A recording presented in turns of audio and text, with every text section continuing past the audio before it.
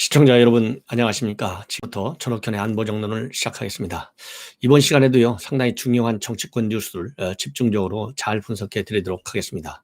이제 사전투표 다 끝났고 본투표만 남아 있어요. 그런데 중요한 이 시점에서 중요한 게 뭡니까? 느닷없이 박영선, 진성준이 중대 결심이다. 중대 결심하겠다. 며칠 전에 4월 1일 날, 4월 2일 날은 중대 구상 이거를 내놨어요.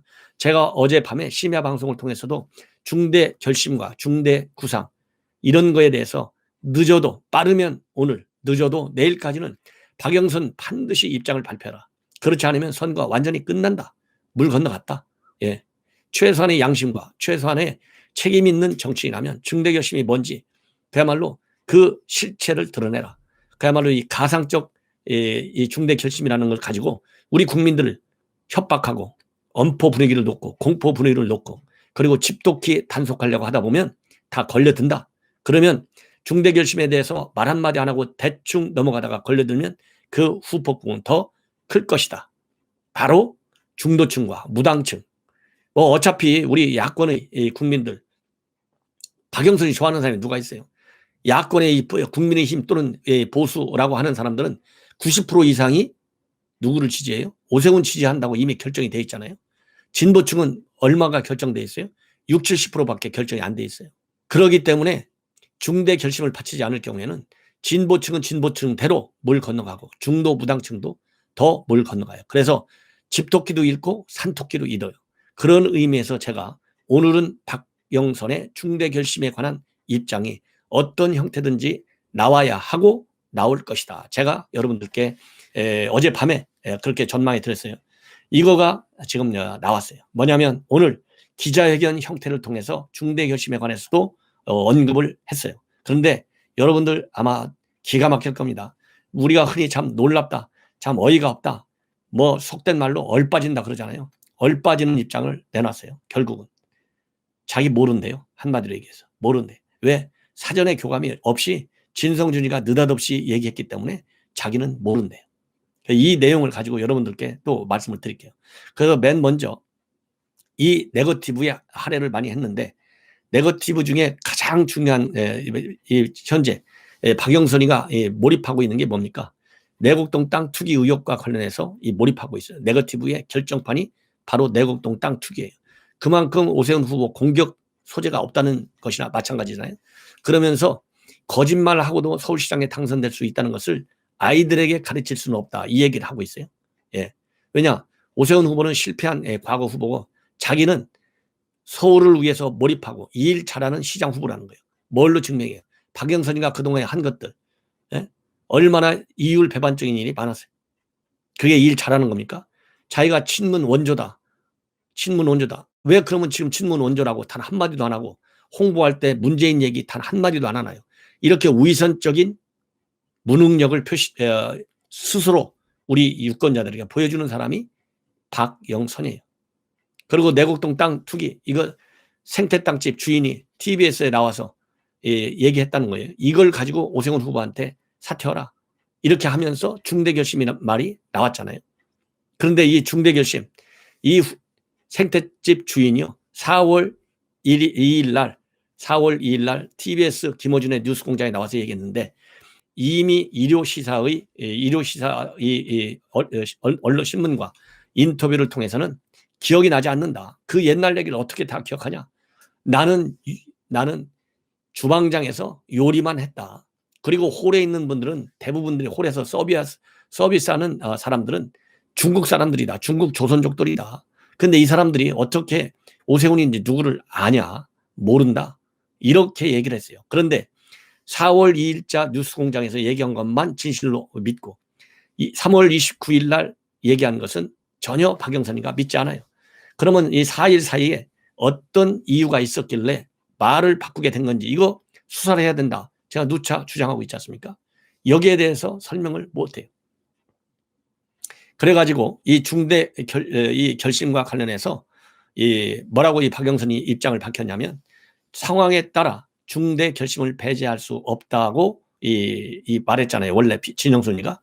여기에 대해서 이 중대 결심이라고 하는 것은 진성준이가 말한 건데 사전에 교감이 있었던 것은 아니다.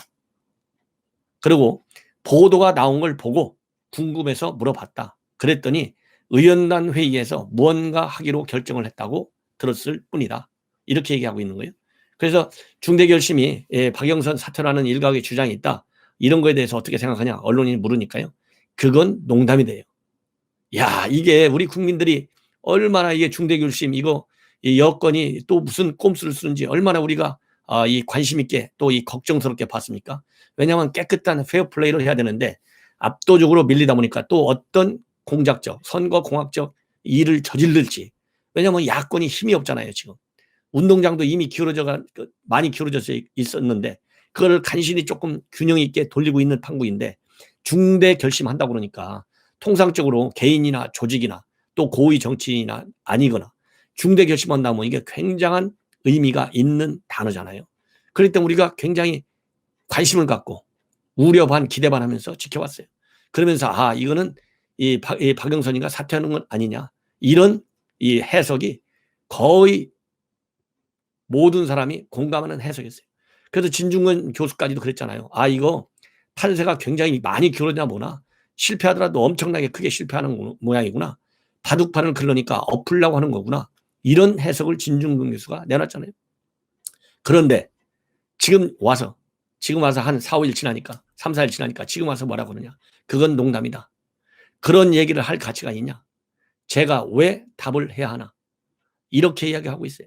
그러면서 또 네거티브 공세를 멈추지 않고 있어요. 뭐라고 얘기한 줄 아십니까? 오세훈이야말로 사퇴 전문가다. 10년 전에도 사퇴했고 이번에도 내곡당 관련 증인이 나오면 사퇴하겠다고 했다. 근데 내곡당 관련 증인이 사실에 입각한 팩트를 가지고 증언을 해서 지금 민주당이 주장하고 있는 그러한 이 내곡당 투기와 관련된 의혹이 있어야 사퇴하겠다는 얘기잖아요. 그런데 앞에서 말씀드린 대로 일요시사에서는 기억이 전혀 나지 않는다, 이렇게 얘기해놓고 불과 나흘이 지나서 그야말로 친여 매체의 핵심 GV인 이 컨트롤타워나 마찬가지인 김어준 뉴스공장에 와서 기억이 난다, 그것도 아들하고 같이. 이거는 뭔가 뒤에 뭔가 원인이 있으니까 이렇게 말을 바꿨을 거 아니에요. 이렇게 신뢰할 수 없는 발언을 가지고 이걸 가지고 사퇴를 한다? 그러면 그야말로 책임이 없는 정치인이 되는 것이죠. 어떻게 그렇게 책임 없는 사람이 서울시장이 되겠어요? 그러니까 오세훈 후보는 사퇴할 이유도 하나도 없고 거기에 일일이 대응할 이유가 하나도 없는 거예요. 그럼에도 불구하고 박영선이 이렇게 밀어붙이고 있어요. 이것만 가지고. 이러니까 그만큼 막말로 얘기해서 레파토리가 없는 거예요. 서울 시민들한테 자기 실력을 인정받을 수 있는 레파토리가 없어요. 그러다 보니까 이렇게 비난, 네거티브로만 지금 일관하고 있다. 그리고 지금 여당에 있는 몇몇 이 강성들, 그리고 또 이 여당 내에서 별로 선거운동 돕지도 않고 오히려 어렵게 하고 있다, 이런 거에 대해서는 어떻게 생각하냐 물으니까요, 그건 약간 자의적인 판단이다. 많은 의원들이 열심히 도와주고 있다. 예. 선거를, 그리고 국회의원, 시의원 모두 다 열심히 하는데 그런 가운데 이런저런 일이 불거질 수 있는 것은 사실이지만 선거를 안 도와준다고 생각하고 있지는 않다. 그리고 최근에 이해찬 이 대표가 뭐라고 그랬어요? 내곡동 충령에 오 후보가 참석했다고 해도 이해상충이 아니다, 투기하려고 한 것이 아니다, 이해찬 대표가 그렇게 했잖아요. 이걸 가지고 어떻게 생각하느냐 물어보니까 동의하느냐, 내곡당 문제를 처음에 투기 문제로 본 것은 각도가 잘못됐다고 생각한다. 본인도 이건 투기가 아니라는 거예요. 이게 왔다 갔다 해요. 투기가 아니랐는데 오세훈 후보가 뭐라고 그랬어요? 그거 투기가 아니라고 그랬잖아요. 노무현 정부에서 주택단지로 마련을 해놓으려고 다 했던 거 나중에 온 서류에 사인만 했다는 거 아니에요? 그래서 이해상충이 아니라는 것은 말이 잘못 와전된 것이고 공직자 이해충돌 관련 규정에 처벌조항이 없다는 뜻이다, 이렇게 됐는데 공직자 이해충돌 규정에 처벌조항이 없다는 말하고 이해충돌이 아니라는 말하고는 많은 차이가 있어요. 더 이상 국민을 속이지 말아달라, 이렇게 얘기하고 싶고요. 그 다음에 샤이진보와 관련해서는 샤이진보가 얼마나 있는지까지는 모르겠지만 있는 것은 분명하다. 유세를 하다 보니까 사전투표에서 1번을 찍었다고 아주 작은 목소리로 말해주는 사람들이 많더라. 그리고 2030 세대의 민심 이반과 관련해서는 일자리 구하는 게 굉장히 불투명해서 좌절하는 이런 2030들에 대해서 공감한다. 거짓말하는 후보를 뽑을 수 없다는 분들도 많다고 들었다.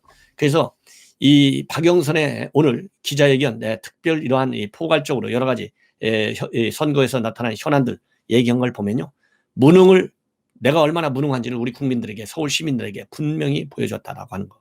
그리고 알맹이 없는 그야말로 선거에 임하고 있다라고 하는 것을 우리가 다시 한번 확인해 볼 수 있다. 이러다 보니까 여기 생태땅 가지고 조수진 의원이 아주 멋있게 비판을 했어요.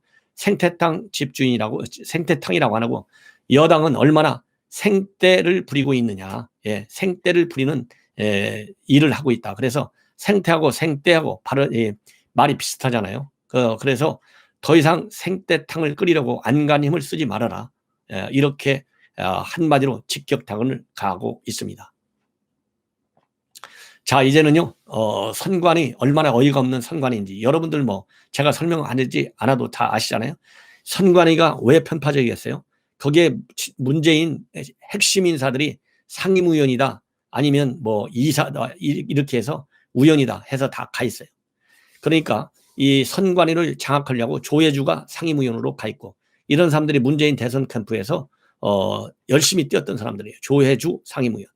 그 다음에는 박원순 전 시장 당선 때 만세를 외친 조성대 선관위원, 이런 대표적인 친문 인사들이 가 있어요. 이러다 보니까 선관위가 편파적이어도 보통 편파적이 아니에요. 자기네들도 편파적이라는 걸 아는 것 같아요. 그러니까 줄소송이 올 가능성이 있으니까 이제 급기야 유례없는 손해배상 보험까지도 지금 추진하고 있어요. 그래서 손해배상 보험 기간을 2015년도 1월부터 금년 12월까지로 이 보험 기간을 설정해서 지금 현재 가입을 추진하고 있습니다. 이게 얼마나 기가 막혀요. 그런데 정말 이거 보험 가입해야 돼요. 이 야당에서 몇 가지 표현을 가지고 이거 써도 되느냐 선관위에 물었어요. 그것이 바로 뭐냐면 내로남불, 위선, 무능을 표현을, 무능 이런 표현이 들어간 이 캠페인을 벌여도 되느냐 이거예요. 그랬더니 안 된다는 거예요. 왜 안 되느냐? 특정 정당을 연상시킨다는 거예요. 특정 정당. 그리고 특정 후보를 쉽게 유치할 수 있게 만들고, 그래서 반대하는 것으로 보이는 표현이라서 사용하면 안 된다는 거예요. 자, 그러면 이 지금 1대1 구도잖아요. 물론 뭐 다른 후보들 뭐 한 10여 명이 나왔어요. 엄청 많이 이번에 선거에 입후보하고 있지만은 사실상 대표 선수는 박영선과 오세훈 아니겠어요?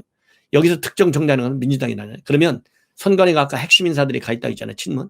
이 핵심 인사들이 이거 자기네가 민주당이라는 것을 인정하는 것이고, 민주당이 위선적이고 민주당이 무능하고 민주당이 내로남불 정당이라고 하는 것을 인정하는 꼴이 되는 거예요. 그러다 보니까 이 조수진 의원, 이거 선관위가 민주당이 이런 내로남불, 무능, 그리고 위선 정당임을 인정한 거구나, 공식적으로. 선관위에 심심한 감사를 전한다. 이런 논평을 내놓고 있습니다. 그래서 이런 논평을 내는 것 같고 끝나지 않고 4월 5일 내일 국민의힘 원내 지도부가 선관위를 공식 항의 방문할 예정이라고 합니다. 자, 그래서요, 이러한 이 선관위의 편파적인 이런 업무와 관련해서 추가적으로 또 어떤 이 처벌, 그리고 이 정치적인 이 견제가 필요한지, 필요한 조치는 선거법 이 보완을 통해서 해주시고, 또 이 고소고발 여부가 이 가능한 사안에 대해서는 이러한 선관위에 대해서 고소고발 조치가 반드시 필요하다라는 점을 제가 지적해 드리지 않을 수 없습니다. 예. 그 다음에는요, 또 이 지금 중요한 것 중에 하나가 바로 뭐냐. 지금 조금 전에 공수처 말씀을 드렸잖아요. 공수처 이성윤 건 가지고 지금 난리가 났어요. 그런데 지금 현재 이성윤이 이제 황제 영적 가지고 난리가 났는데, 더 큰 난리가 한 번 난 적이 있는데, 그게 뭐냐면 공수처에서 이성윤 중앙지검장 수사를 수원지검에다가 다시 이첩을 했어요. 그런데 수사는 수원지검에서 하지만 기소는 공수처에 있다. 이것을 추가적으로 밝혔어요. 그래서 수원지검이 난리가 났어요. 반발하지 당연히. 공수처가 그러면 검찰의 지휘기관이냐? 이건 말이 안 된다. 예. 그러니까 공수처가 뭐라고 그랬어요? 그거는 헌재 재판을 받아서 결정할 일이나 본인이 판단하기에는 기소권 공수처에 있다. 이렇게 주장을 했어요. 그러다 보니까 이 국민의힘 측에서 윤한홍 의원이 대법원에다가 의견 질의를 했어요. 의견 질의. 이러한 것에 관해서 이 수사 기소권 누가 공수처가 갔느냐 아니면은 수원지검이 갔느냐. 그랬더니 대법원에서 뭐라고 답 온지 아십니까? 이거 대법원도 문제가 많아요. 왜 그러냐? 대법원 거짓말하는 김명수가 앉아 있잖아요. 정말 거짓말하는 사람은 김명수예요. 여러분들 잘 아시잖아요. 대법원은 담당 재판부가 법률을 해석 적용해서 판단할 사항이다. 쏙 빠진 거예요. 왜냐하면 지금 이 판구의 대법원에서 국민의힘에서 얘기하는 대로 또 이 검찰이 얘기하는 대로 이 검찰에서 수사권 기소권 갖는 게 맞아. 이렇게 하면 공수처 물먹이는 거잖아요. 공수처 얘기를 들면 아 이거 편파적이다. 대법원 완전히 이 좌파 이 김명수 때문에 그렇구나.